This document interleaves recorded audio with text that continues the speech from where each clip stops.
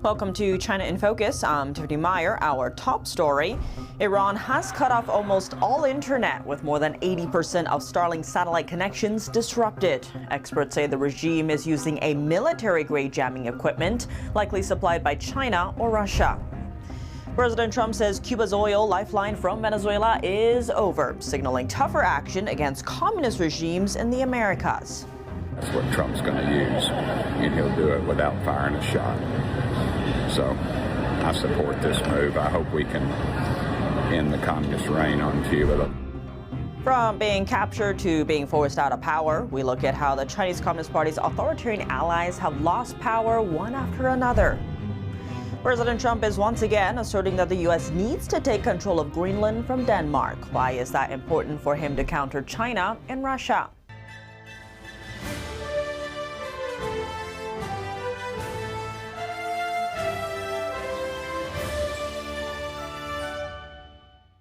Iran's internet blackout has lasted for 4 days. The country of nearly 90 million people was plunged into digital darkness. Both international and domestic networks were completely severed. Even satellite internet services like Starlink sharply dropped. According to Iran Wire, an independent online news platform, over 80% of Starlink's internet traffic has been disrupted. Israeli journalist Emily Schrader noted that Starlink activity in Iran had been completely jammed. The Iranian regime has reportedly activated a military-grade kill switch to jam Starlink. Experts say the sophisticated jamming technology could likely have been supplied by China or Russia. China has simulated using drone swarms to jam Starlink over Taiwan-sized areas and invested heavily in its Beidou system. However, actual offensive anti-GPS operations remain unconfirmed. On Sunday, President Trump said he would discuss with Elon Musk on the Starlink connectivity. We may speak to Elon, because as you know, he's very good at that kind of thing. He's got a very good company, so we may speak to Elon Musk. And in fact, I'm going to call him as soon as I'm finished with you. If you call them leaders, I don't know if they're leaders or just they rule through violence. But we're looking at it very seriously. The military is looking at it, and we're looking at some very strong options. We'll make a determination.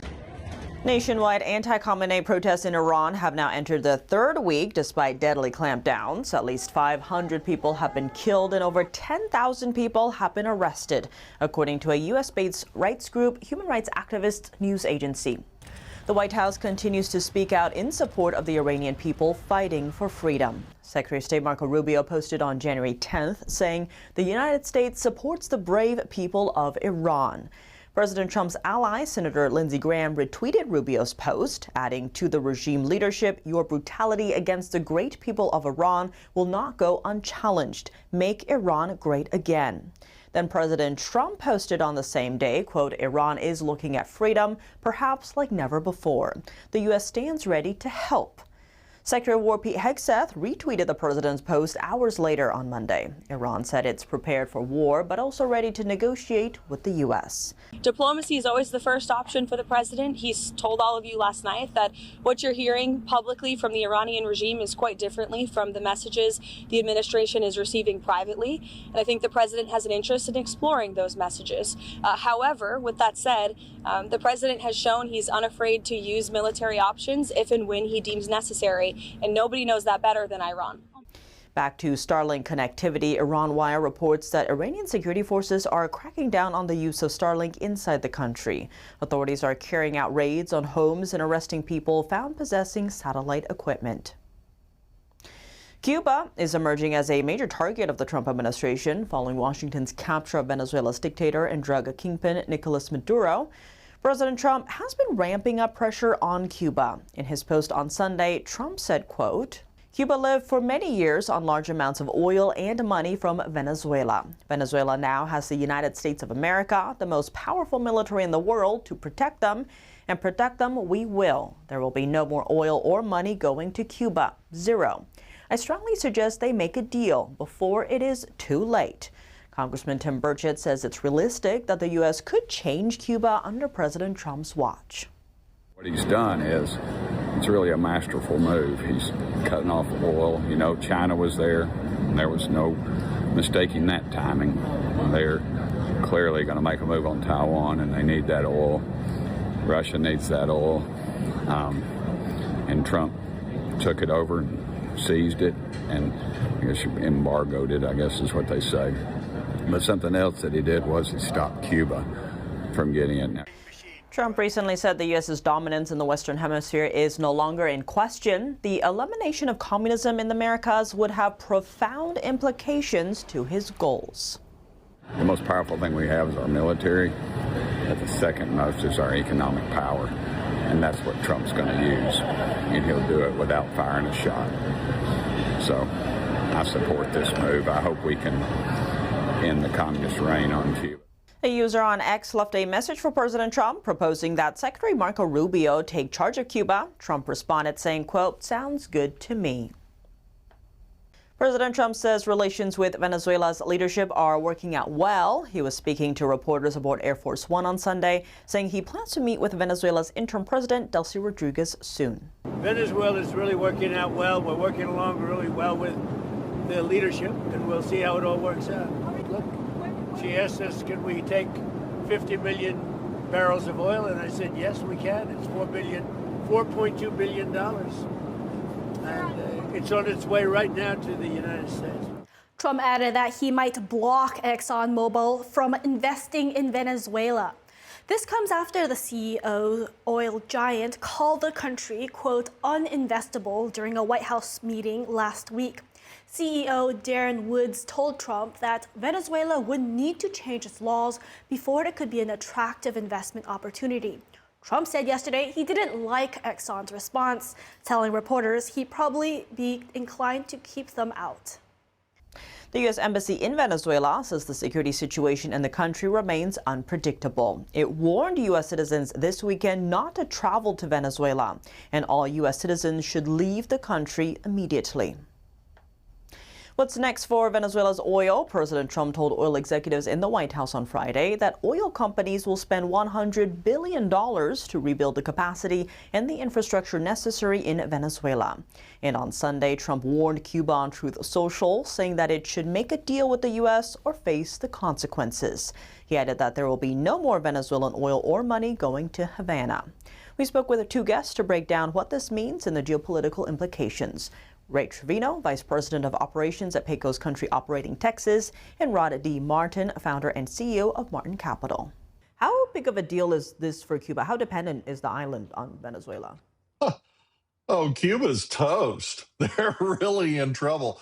They have been being subsidized for most of their history, either by the Soviet Union or then after that, slack taken up by the socialists in Venezuela, and that's gone. And it's in two different respects. First, they get a lot of oil that they use in Cuba from Venezuela, but they also resell a lot of that highly subsidized oil on international markets so that they can raise hard currency. And that's how Chavez and Maduro have subsidized them, in exchange for which the Cubans have provided security assistance in Venezuela and all kinds of technical expertise. And that's great. But that's also going away. And we killed a decent number of their guys when we took Maduro. So this is catastrophic for Cuba. And they're not going to be able to get oil there from Russia, even if Russia could do that. We're going after Russia's tankers. The shadow fleet is in danger now. And Trump couldn't be any clearer that we're not going to allow that situation to continue. So we're going to see Putin needing to come to the peace table in Ukraine. We're going to see Cuba needing to make a deal. And if the Cuban regime wants to make a deal that Maduro did not make, they might survive in some form. Otherwise, they're gone. I want to dig into the geopolitical implications a bit more. But Ray, first, Caracas and Washington are progressing on a $2 billion deal to supply up to 50 million barrels of Venezuelan oil to the U.S., with proceeds going to U.S. Treasury supervised accounts. Talk to us about the Venezuelan crude, though. It's known to be quite thick. How easy is it to process, and where would this oil end up in the U.S., for example? Could we see prices coming down at the pump here at home? That's a great question. And to actually begin to see the prices come down at the pump with Venezuelan oil will take months. The infrastructure alone will take months. And then, of course, we got to start pumping it. So being ultra conservative, we won't see any true effects of increased barrels globally for months. What this does for the American people, though, is give us that assurance that our strategic petroleum reserves are refilled after this previous administration that depleted them just for political points. Now, to talk about why the president is going to be controlling this money, let's not forget the fact that in Venezuela, money was going to China, Russia, and terrorist groups. So we want to make sure that when we hand them the money, we're not just blindly handing them the money so that they can turn around and give it to our adversaries. And Rod, I want to go to your earlier point about the geopolitical implications here, especially for China, Russia, Iran, et cetera. Specifically for China, though, Venezuela signed on to the global infrastructure project known as the Belt and Road in 2018. And when it couldn't pay its debts, it often used oil. Given that, how big of a blow is this specifically to China? Oh, it's a terrible blow. And it's an even bigger blow to their geopolitical ambitions. We have a tremendous advantage over the Chinese by having the first island chain. So from Luzon through Taiwan, up through the Ryukyus to Japan, we're holding the Chinese Navy in check. And it's very, very hard for them to get through that. If we wanted to blockade them, if we actually went into a war state, they would be in a lot of trouble from that. The CCP wants to duplicate that against us. We will see that growing in space over time. I was on another show talking about that the other day, but we're seeing it in the Caribbean. That's what this gambit about Panama and Venezuela and Cuba really is. Ultimately, that becomes the base for the blue water Chinese Navy. That's gone now. I mean, there's just no way for them to execute. So this is a catastrophic blow at a grand strategic level. Rod D. Martin, Ray Trevino, thank you both so much for joining us. The Chinese Communist Party's friend circle is shrinking. From Venezuela to Syria, authoritarian leaders have lost power one after another. Shifting to Venezuela, last May, Chinese leader Xi Jinping met with Maduro in Moscow, saying both sides have forged an ironclad friendship. Maduro's life was upended 7 months later. Now he's in U.S. custody and faces narco-terrorism charges. Along similar lines, Nepal's former Prime Minister Sharma Oli met with China's Xi last August. Xi said China stood ready to work with Nepal to take their partnership to a new height. A month later, Oli was forced to resign. Protests led by young activists broke out nationwide against his decision to ban access to several media platforms. A former Chief Justice is serving as the interim Prime Minister. And a similar incident happened to the Prime Minister of Bangladesh. In 2024, she met with Xi. Beijing elevated the relations between the countries to a comprehensive strategic cooperative partnership. 1 month later, she resigned, ending 15 years in power. Thousands of protesters stormed her official residence after her crackdown on peaceful protesters killed 300 people. Moving over to Syria, Chinese leader Xi welcomed former president of Syria in 2023, announcing a strategic partnership between the two countries. The Syrian leader has been in power for 24 years. Over a year later, after meeting Xi, he fled to Russia after rebel forces captured Syria's capital. Coming up, President Trump is once again asserting that the U.S. needs to take control of Greenland from Denmark. Why is that important for him to counter China and Russia? The U.S. carrier Abraham Lincoln is holding live fire drills in the South China Sea, a region largely claimed by China. We break down why this supercarrier's presence matters for security in the region. And Australia is spending more than $800 million on a critical minerals reserve to reduce reliance on China. More on that after the break here on China in Focus. Welcome back to China in Focus. I'm Tiffany Meyer. President Trump continues to assert that the U.S. needs to take control of Greenland. On Sunday, the president repeated what he sees as the risk of Russia and China gaining the upper hand on the island. If we don't take Greenland, Russia or China will take Greenland, and I am not going to let that happen. Is there any deal they can offer you? Yeah, sure. I'd love to make a deal with them. It's easier. But one way or the other, we're going to have Greenland. You know what their defense is? 2 dog sleds. In the meantime, you have Russian destroyers and submarines and China destroyers and submarines all over the place. We're not going to let that happen. In the meantime, are you going And if it affects NATO, then it affects NATO. Trump said again that he would like to make a deal to acquire Greenland, a semi-autonomous region that's part of NATO ally Denmark. Danish Prime Minister Mette Frederiksen has warned that an American takeover of Greenland would mark the end of NATO. Greenland is the largest island in the world, with a population of around 57,000, and doesn't have its own military. Defense is provided by Denmark, whose military is much smaller than that of the U.S. The European Union says it could help provide security for Greenland if Denmark asks. Speaking on Monday, the EU's defense commissioner warned that a U.S. military takeover of Greenland would spell the end of NATO. Next, new concerns over a cover-up linking the Chinese Communist Party with live organ harvesting may have surfaced. Last week, 2 screenshots from a chat group had gone viral on Chinese social media before they were censored. The content reflected in the chat has alarmed many Chinese citizens. If they're true, it would be the latest indication that Chinese police and hospitals may be coordinating operations targeting people on the streets for organ harvesting. NTD's Flora Hua has the story. The 2 screenshots quickly went viral after the author posted them on China's version of TikTok, Douyin, on Monday. After translating the messages into English, we dubbed the conversation for listeners. She's buying durian at the fruit stand. Tell XYZ and the others that once she finishes the purchase, they should detain her inside the apartment building and forcibly bring her back directly in an ambulance. Don't let her go home at all. Okay. Judging by her physique, her body fat percentage is likely high. You guys want to take her? Sure, the DNA anti-rejection tests have passed. Jilin University now has liver and kidney recipients. Has the local police station been contacted? I just finished contacting them. When asked whether this means local police were involved in kidnapping the woman, the post author replied with a confirmation.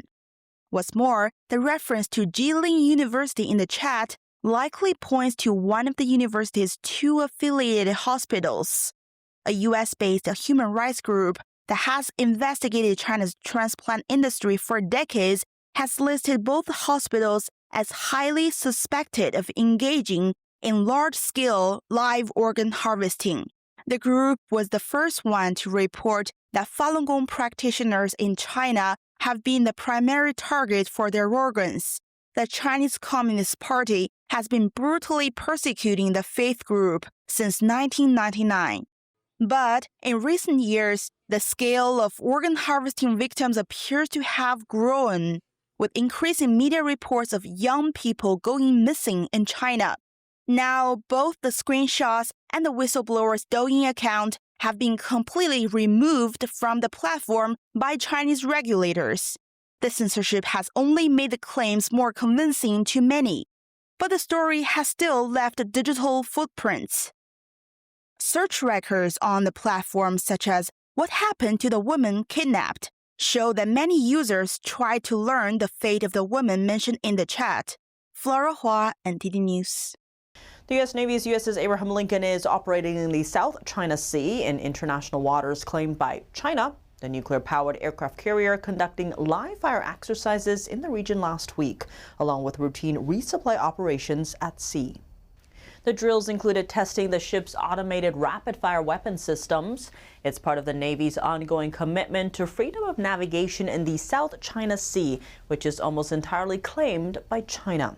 The Abraham Lincoln deployed in late November. The nuclear-powered supercarrier is home to more than 5,500 U.S. sailors and Marines.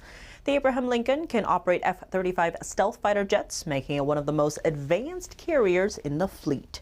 Its presence in the South China Sea demonstrates the U.S.'s commitment to deter threats and tensions from foreign adversaries like China in the region. Turning now to Taiwan, the island nation's $40 billion defense bill is still stalled in the legislature. The Beijing-leaning opposition party blocked the bill for a 6th time. Last November, Taiwan's President Lai Ching-te proposed a $40 billion defense budget to strengthen Taiwan's defenses over the next 8 years. More than a month later, the bill is still stalled in Taiwan's legislative yuan by the opposition parties. The United States de facto ambassador to Taiwan, Raymond F. Green, visited the Speaker of Taiwan's Legislative Yuan last Wednesday to discuss U.S.-Taiwan security cooperation. But 2 days later, the opposition parties, the Kuomintang and the Taiwan People's Party, voted for the 6th time to block the budget. I hope Director Green's efforts will not have been in vain, and I urge the Kuomintang to recognize the importance of the defense budget, emphasizing that Taiwan's security and cross-strait stability are matters of global concern. President Lai's party lost its legislative majority in 2024. Taiwan's legislature is now controlled by the KMT, an opposition party widely seen as favoring closer ties with Beijing. Reporting from Taiwan, Joe Chu, NTD News. U.S. ally Australia is moving to secure critical minerals that are essential for national security and modern technology. It comes as concerns grow over China's control of global supply chains. The Australian government is creating an over $800 million strategic reserve focusing on antimony, gallium, and rare earth minerals. These materials are critical for the production of fighter jets, semiconductors, and electric vehicles. On Monday, Australia said its treasurer is going to discuss the plans with the U.S. and other allies as global finance leaders meet in Washington. The move is part of a broader effort by the U.S. and its partners to reduce dependence on China. China currently dominates much of the critical mineral markets. Last year, Beijing limited exports of minerals like gallium and antimony, disrupting the supply chains of Western defense and tech manufacturers. And following recent tensions with Japan, Beijing blocked rare earth exports to the country due to disputes over Taiwan. Meanwhile, the Democratic Republic of Congo is sending its first shipment of copper to the U.S. The Congo is the world's second largest supply of copper and home to the largest reserves of cobalt, which are critical for battery production. China has long held a dominant role in Congo's copper and cobalt production. In return, the U.S. will help Congo manage its conflicts with its adversaries in Rwanda. That's all for today's China in Focus. I'm Tiffany Meyer. If you have any feedback on the show or have something you'd like to see us cover, send us an email at chinainfocus@ntd.com. We'd love to hear from you. For round-the-clock original news coverage, visit us at ntd.com or download our NTD app. Thanks for watching. See you tomorrow.